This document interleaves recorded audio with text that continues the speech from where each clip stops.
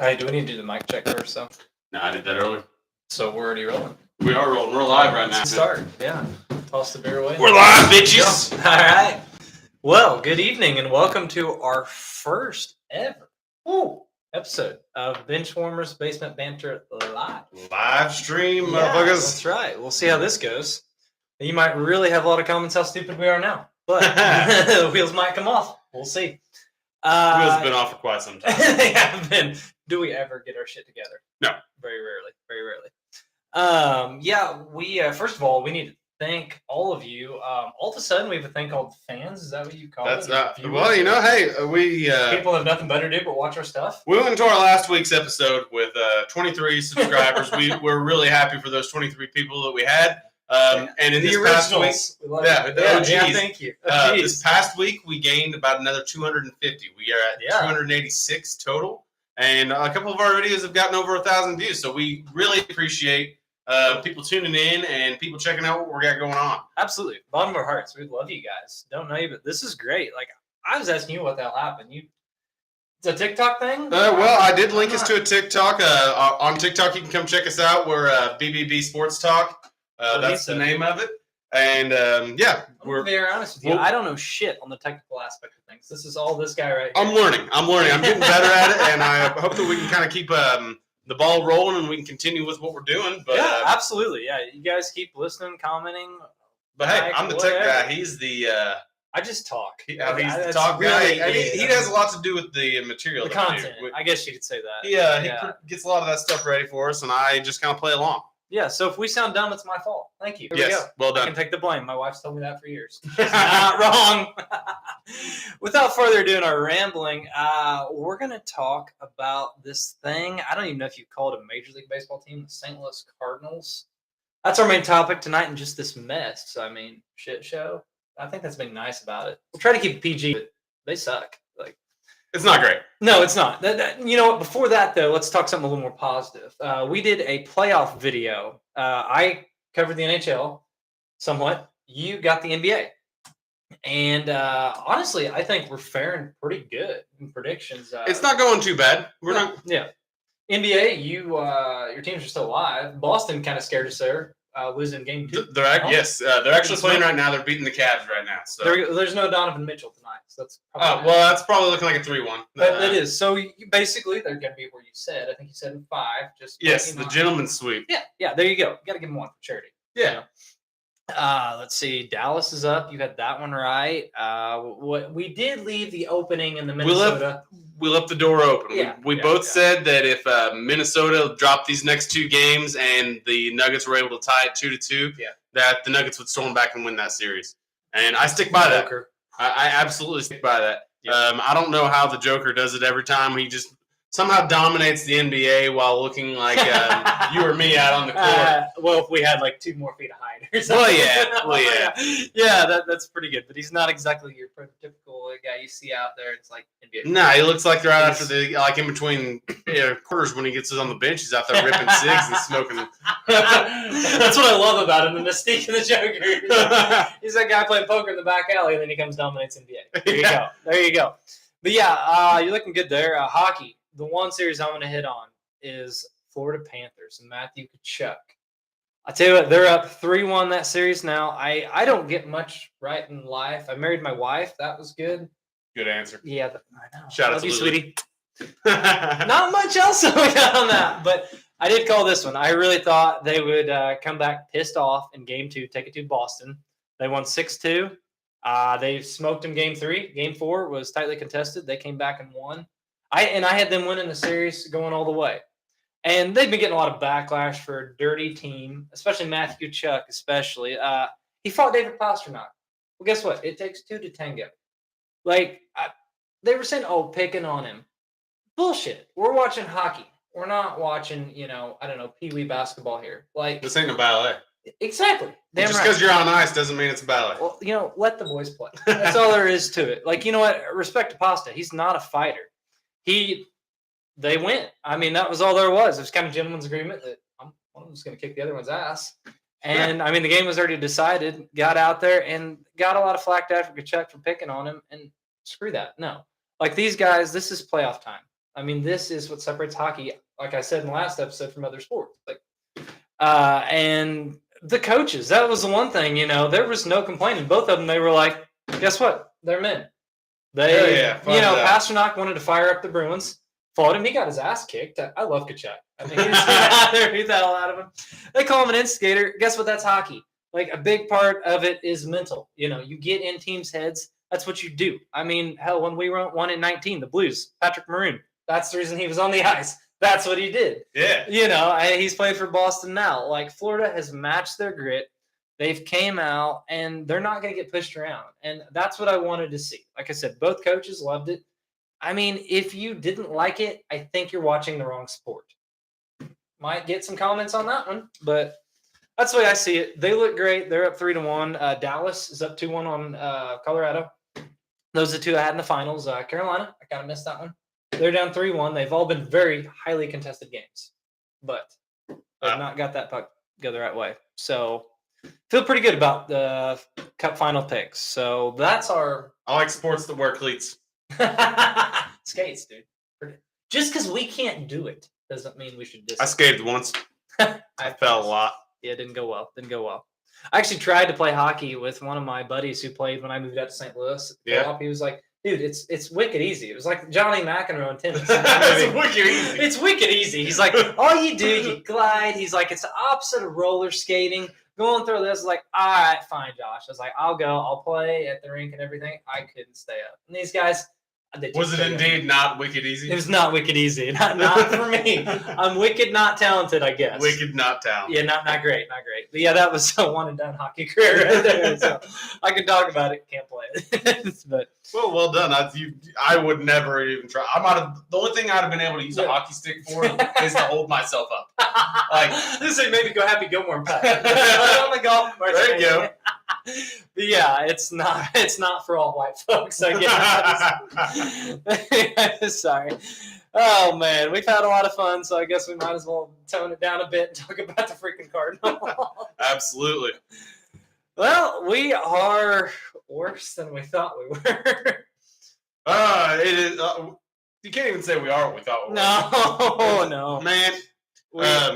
Goldschmidt's he started out the gate slow like he always does, and then he just he said it new. He just kind of never got out of that gate. I think he fell and might have got put down if he was on the first track. He had an RBI. He had a homer Sunday, right? No, I thought it was just an RBI. I think he had a homer. I think he did both. He had 2 hits in a game. 2 hits in a game. The Cardinals won a game Sunday. They avoided the sweep. They tried to lose. They tried. They did. They got Ollie kicked out, so they decided to play. That's motivation. But yeah, they are. We not see this asshole for a couple innings. All right. No, they are 16-23 as of this recording. I mean, there's just not much positive to see there. The pitching has been there, but I think it's more depressing this year when the offense looks this bad. Like, oh my gosh, when you can ruin Paul Goldschmidt, Nolan Arenado, we had Contreras going, then he broke his arm. Broke his arm on a swing. Why was that? Oh, well, we got to get those low strike calls. Yeah, there we go. We have a catcher last year we thought couldn't play defense. We moved him out of there. Yeah. This year we think we got it figured out. We move him up, and he gets his arm broke basically in 2. Yeah. He's not going to hit many home runs while that's going on. So. Some would say 0. That's a bold. Let's see how that pans out. Yeah, no, it's like anything can go wrong is going wrong. And to top it off, the one thing I hadn't complained about from the Cardinal perspective is their ownership group. The DeWitts for years have been great owners. And Bill DeWitt III went on an interview this last week where it was on, it was with Martin Cyclone. I don't know. Cyclone, maybe how you say it. He's from Fox 2. I don't watch much news, Nor do I. No. But anyway, it was on. He's got a Cyclone conversation, like a podcast and everything. He went on there, and you can look it up for yourselves. It's all over YouTube and everything, and have your own interpretation of it. But he goes on there, and in my mind, he looked like a pompous, arrogant ass. Seems so out of touch with what's going on in St. Louis with the team. he went on there and he was talking about basically the financial part of things. How last year it was hard on them their first year not being real competitive, and having ticket sales this year. How economically they were having issues, and then went on to say about the fans. Said that we saw who the true fans were last year, and I'm thinking to myself, I'm like, all right, Well, I mean, just ignore the last 2 decades. Yeah, exactly. Yeah. Showing up consistently. And here's the thing: last year we had 3.2 million fans. Is what? I'm sorry, that was the Cardinals' attendance. That was still top 5. Yes. And we got last place. He went on there and, in my opinion, was taking a dig at the fan base. He did that, and then he was saying how ownership, the way people view it is that let's get back at ownership and not show up. If you don't like where it's going, and that's the way to get back. And he was laughing about it, saying, well, that directly affects payroll. So if you guys don't show up, then we're not going to put a competitive product on the field. It pissed me off. I'm not going to lie. Because then he went on to say, he made it sound like the Cardinals are pinching pennies and like barely getting by. Like they're putting their blood, sweat, tears, all their money into this team. So I don't know if you have this in front of me, but like last year they got that 3.2 million fans. Yeah. I know that's always a milestone that the Cardinals talk about every year is hitting the 3 million fan mark. Yeah, that's a big deal. How many consecutive years would you say they've done that now? Honestly, I would go out on a limb and probably say since the new ballpark opened up. I don't know that for sure, but you got to think and part of this is credit to them for having a competitive team. Like honestly, in our lifetime, we've seen great baseball. Well, I mean, when you have that Al Pujols guy show up, and then the Yadier Molina guy show up. Yeah, we've had a Hall of Famer on the field since I've watched Cardinal baseball. Absolutely, yeah. It's been great, but I think that's kind of led to them taking this for granted. Like this is the first I think I've seen the ownership kind of get pissed off. I don't know. I didn't appreciate the way that they portrayed this. That like it's you guys need to show up for that. I'm like, no, you need to put your best into the team. Anybody on here that's been to downtown St. Louis, look across from the ballpark village.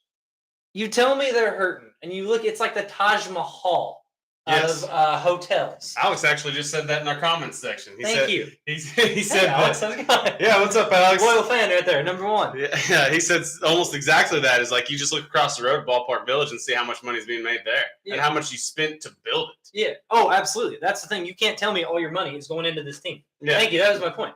You can't say that and then just look at what we've got. And that's the thing, honestly. Their payroll is competitive. Like, we're 10th. But the threat of maybe cutting back on that if we don't show up, I'm like, really? This is the Midwest. Like, this is not a very high luxurious income area.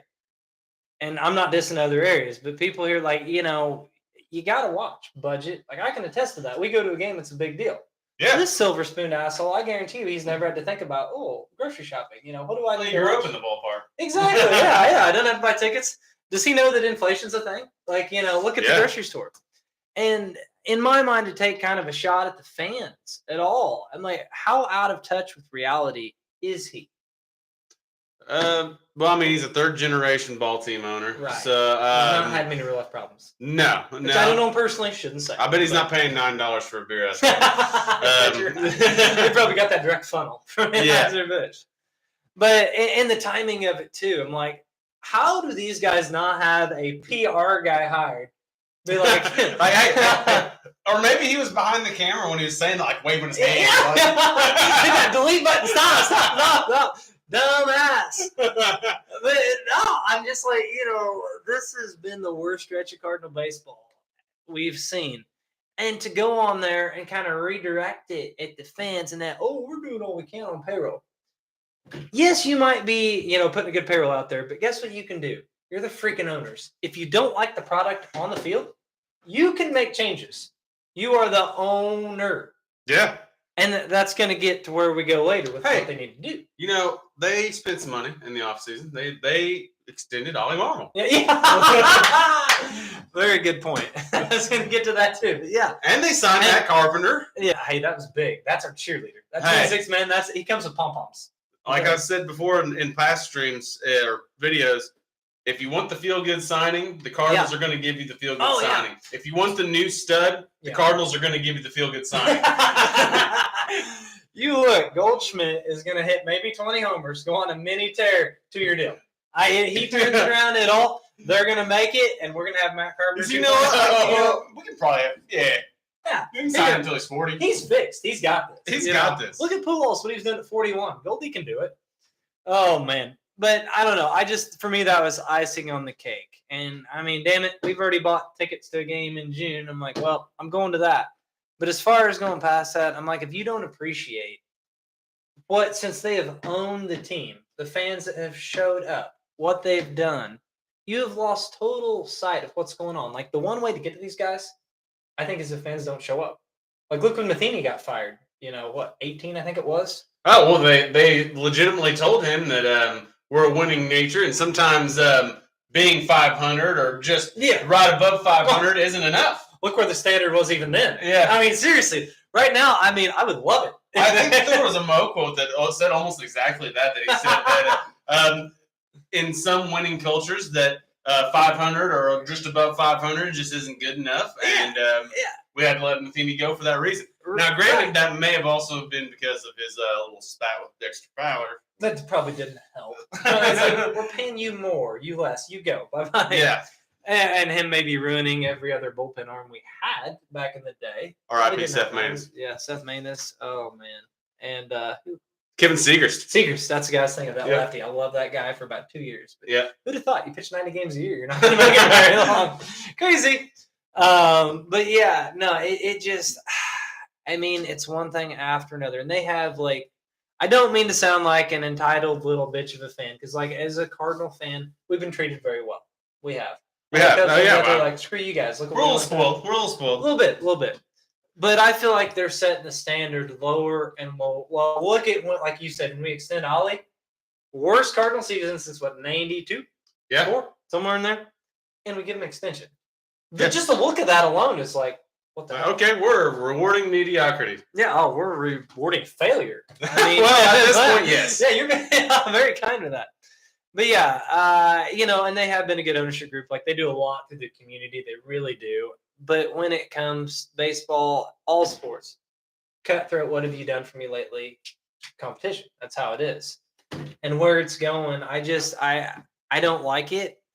And my thing is too, like with Mo, like I appreciate. Like, what do you think we need to do to fix all this? Let's just go to that. I mean, I think that it starts from the top. You start from the top. You fire Mo. You fire Gersh. Get Ollie the hell out of there, and then at that point, maybe what's his job? Is it Mo? No one really knows. No one really knows. Maybe wipe his butt.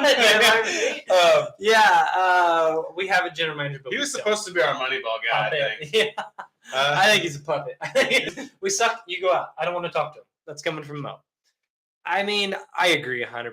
Like, I think it's a systematic failure. Like, back in the day, it was the Cardinal way. That was a big thing. The Matheny Manifesto. Like, there's freaking books on this crap. Never really bought. Okay, say we do this teardown like you're talking about. Yes. I'm talking Who are the keystones that we keep at this point?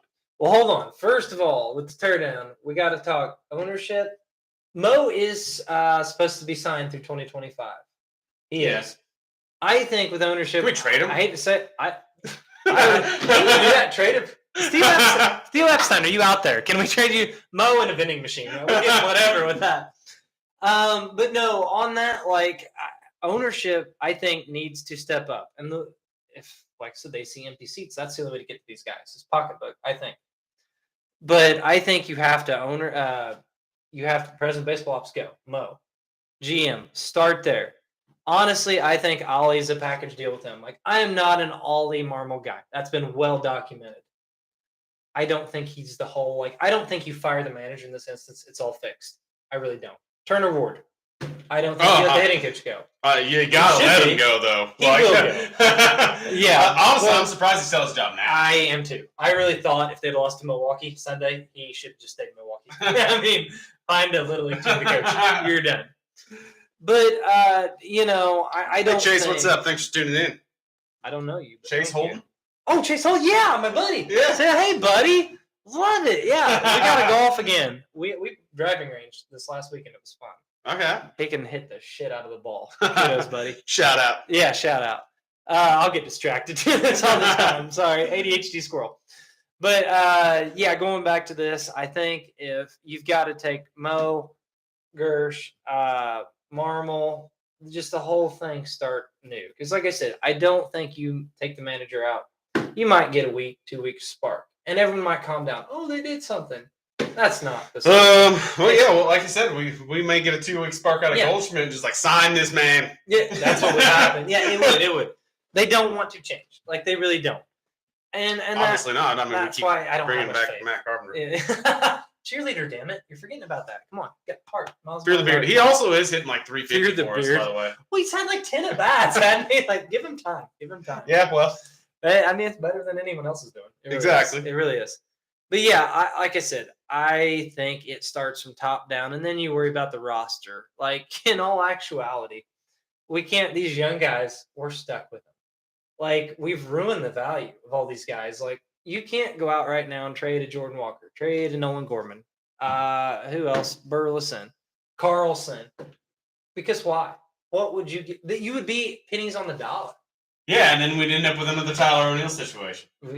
Yeah, or worse. Yeah, well, I mean, some of these guys with years. At least O'Neill's only 1 year in Boston. It's like, man, he's gonna be a free agent. You know, honestly, it'd be a Randy A deal. I wouldn't be surprised if Boston doesn't try to trade him in the line for two contender. Oh, and they look like geniuses when they flop 2 relievers. Yeah, for O'Neill, and then parlay that into honestly, they get a prospect haul. Yeah, like 3.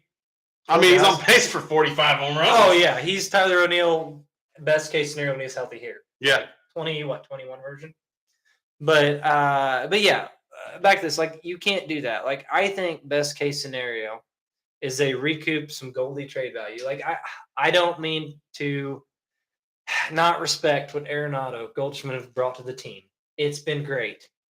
But and I might be being dramatic, being a Cardinal fan. We don't have the team around him to do it anymore. If you're not going to win with them, why keep them? The window's closing. You're right, and I hate it. It sucks. It's just like that's why Yadier Molina was able to stick around his entire career. There was always a chance Yadier Molina making the World Series.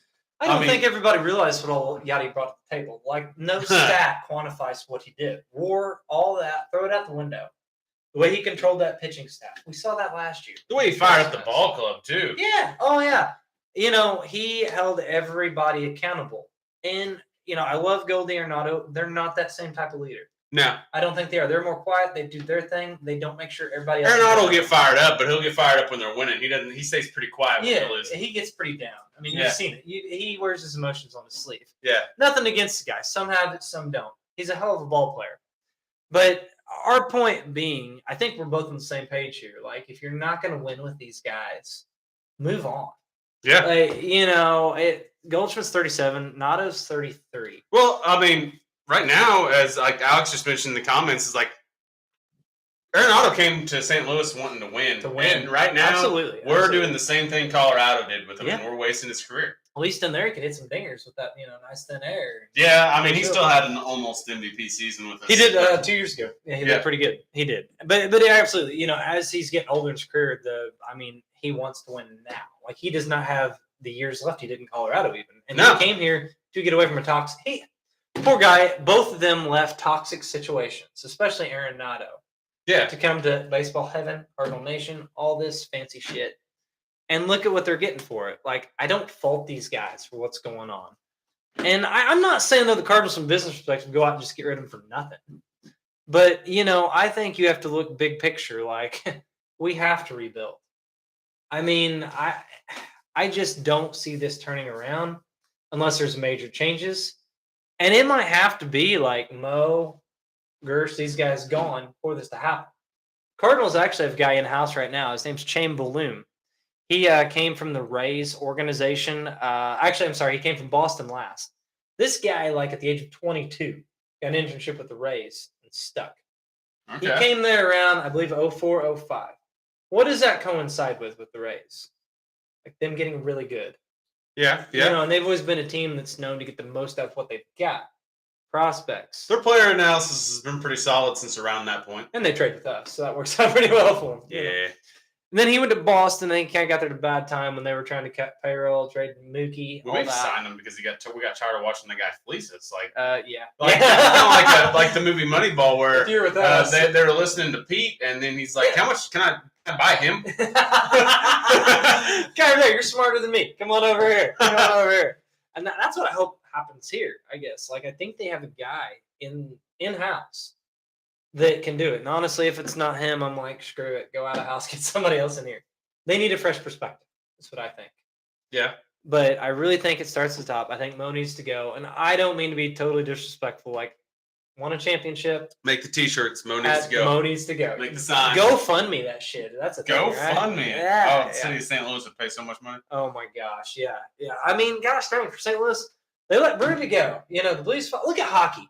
I'll tell you what. If hockey and baseball had the same managerial coach standards, Marmol would have been gone a year ago. Like, it just this hanging on. Yeah. Well, and actually, Alex just said that he thinks that we need better player development over the minor. Honestly, yes, he's right. Yes. He's not wrong. But I think that up until the AA, AAA level, we have very good player development getting to that point. And it just seems like they get to the major leagues, like those guys didn't finish the job in getting the major league ready. It's almost like we need the guys down there coaching up here. Well, I think we tried that with Buddha, didn't we? Yeah, for a hot minute. Yeah. I have to look into it, but I actually think he wanted to go back down there. I think he liked, you see that a lot with like okay, was the same way. He's like, nah.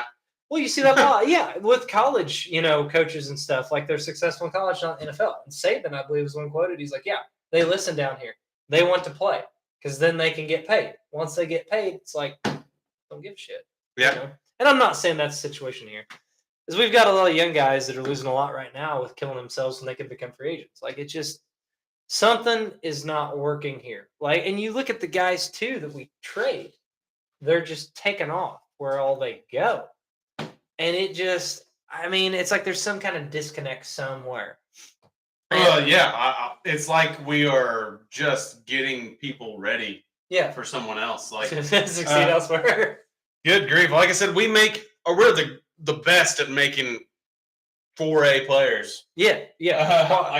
Quadruple A players. They dominate AAA, come up, don't do much. Tyler O'Neill, he was that for us for a half of a decade. He was, which once again with him, I think a lot was health. I really do. Yeah. He's healthy. He got out. Well, also look at what happened there. Like, he's not good in that situation with the young guys, There's the whole hustling shit. Oh, yeah. It's like, I know that you just got off of a hamstring injury that you've been nursing for on and off for 2 years. Right. That kept you up most of last year. That was exactly it. Yeah.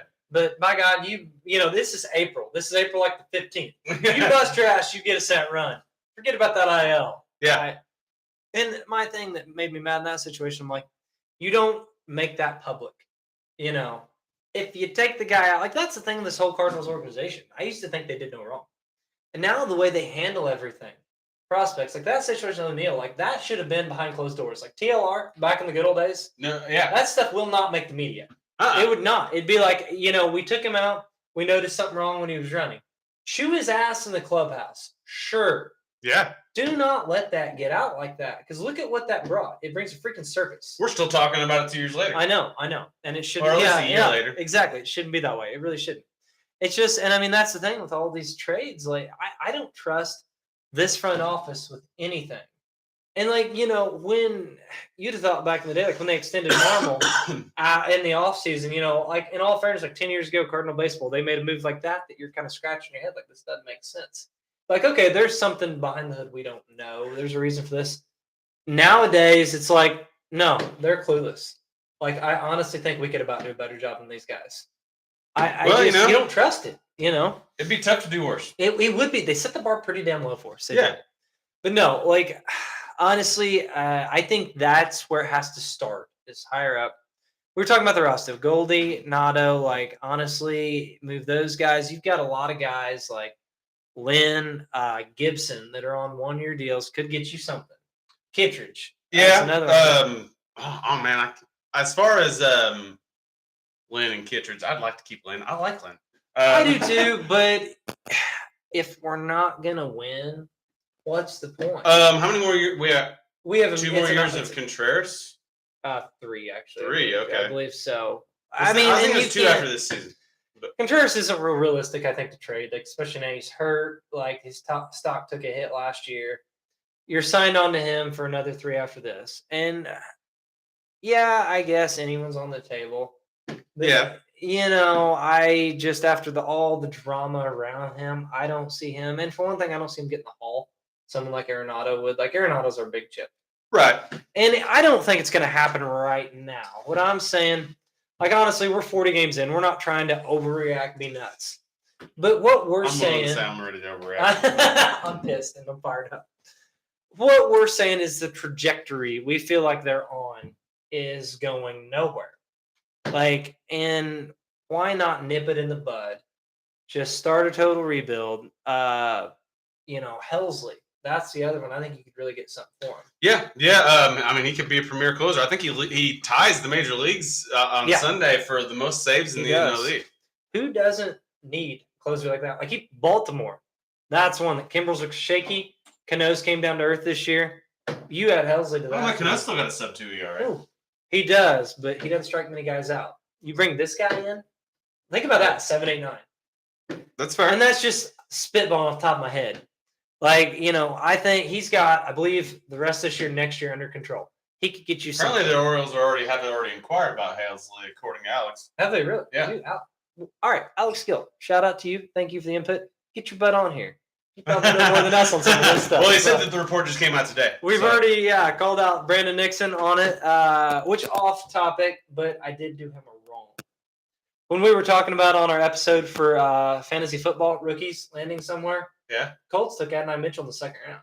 Texas receiver I like for the Chiefs in the first round. Mm-hmm. He was not happy with me. He's like, well, you didn't even mention it. It's like, haha, gotcha. You're listening. You're listening. So, yeah. He's not tuned in. Yeah, he better be here. We'll get him on here, too. Try. Yeah. Adonai Mitchell, Colts, second round wide receiver out of Texas. Hell of a grab. Him and Pittman, good combo. Yeah. I know it's way off subject, but I did it. I gave him a shout out. Hey, does he have better hands than Worthy? Ooh.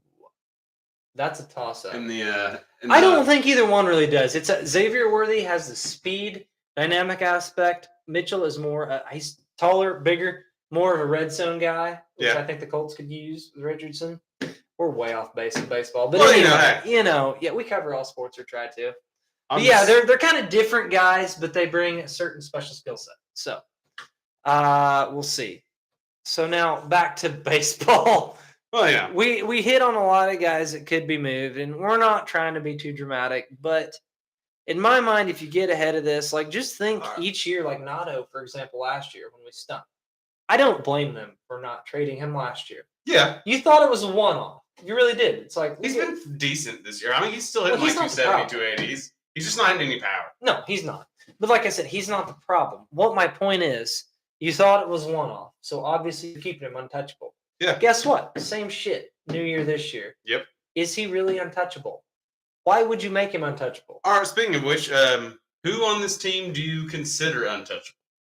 Well, this is kind of untouchable by default. Like, I still believe in Jordan Walker. I do. Well, I think he's fine. You're not getting anything from him right now. You can't trade him. Why? When you can't get, there is 0 cents to do that. Newbar, honestly, I don't think you trade him because, once again, rock bottom right now. Yeah. Think about what you could have got for him last year or the offseason before last year. Correct. Mm-hmm. When his value, especially at, the run with Team Japan and all that, like Newbar was the thing. We've squandered his value right now. He's got good underlying metrics like hard hit rate, stuff like that. Good plate discipline. He'll end up on the Dodgers hanging out though, time. Well, that wouldn't surprise me. At all. But not right now. Because why? Like, you can't trade him. Mason Wynn. No reason to trade him. He's a part of the future. I love what he brings at short. Oh, he's hitting for average right now, too. He's actually looked really good. His approach is much better this year. I don't give a shit how many home runs he hits. Put the ball in play, on the ground, use your wheels. Hey, be prime Colton Long. There you go. Yeah, exactly. No, you're right. With a freaking cannon. He, honestly, I might be wrong. Tell me if I am. I think he's the best we've had at short since Ozzie. All due respect to David Eckstein. I love that guy's heart. Whoa. Noodle cannon for an arm. Noodle cannon. We'll do an episode sometime on our favorite players. He's right up there for me. Heart. Miles and miles. Miles and miles. I love that guy. But yeah, like I said, those guys, some of these guys like freaking Carlson, you can't move him either. I don't think he's got a hit yet this year. But there's no value there. And he's under control. Like, these guys are under He's control. only played like 2 games. Yeah, I think it might be more. Yeah, not much. He came back this last less week. than 10, I bet. He should have a damn hit by now. He should have a hit.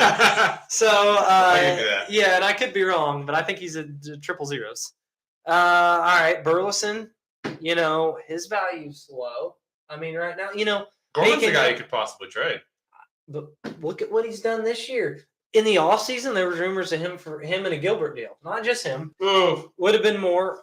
I was for it, honestly. Easy to say now.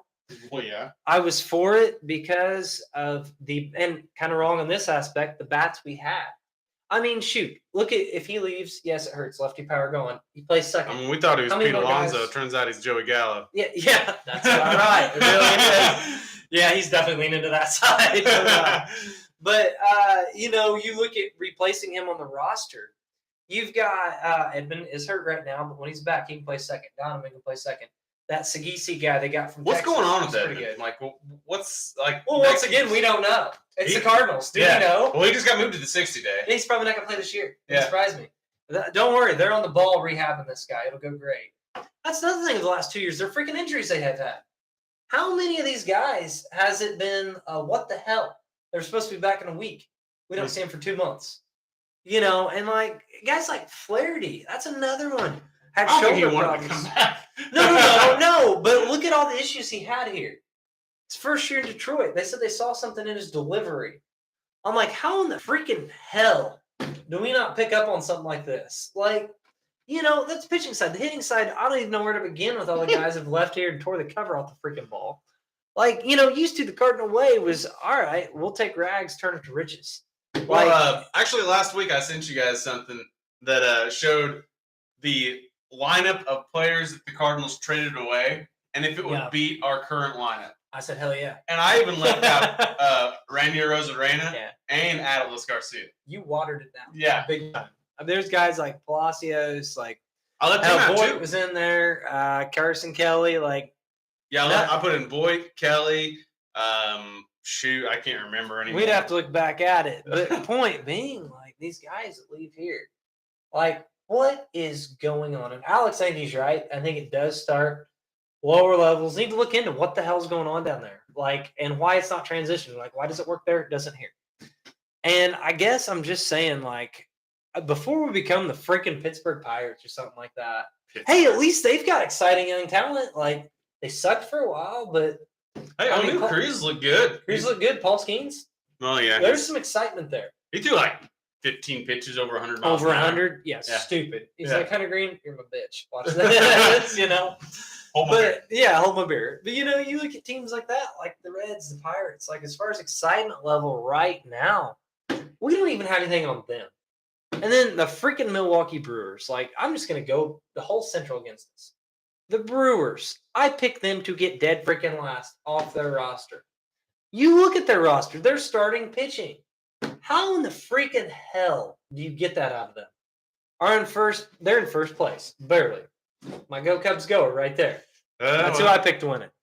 But, even the Cubs, like, all these teams are getting more out of what they got than us. And we used to pride ourselves upon that. Yeah, where's our Imanaga? In Japan. Don't worry. He ain't coming here. His boat's something, buddy. He's quite possibly the best pitcher in baseball right now. Yes, right now. He's been amazing. Yeah. And that's the thing. You look at his contract compared to Yamamoto. It's like, what did we miss? Like, what's he, 5 Dodgers signed the wrong Jap. Yeah. Oh, shit. They did. Everybody did. Hell, I mean, for the Cubs to get him at that, the other 29 teams ought to shoot themselves in the dick. I mean, seriously. Man. But I think he will come back to it slightly. But still, I mean, for the money they gave him, no-brainer. So, no, I mean, like I said, that's where we think it needs to be. Let us know in the comments, like, how do we fix the Cardinals? Like, guys, this is all hands-on-deck effort. Like, crap. Will they listen to any of us? No. Will they hear it? Probably not. We're just an armchair GM, man. We are. But by God, I've won more fantasy titles than they have actual titles in the last however many years. So, and that's the thing we got to separate too is the fantasy aspect. Like, oh yeah, trade this guy, trade that guy. Like, there is more to it.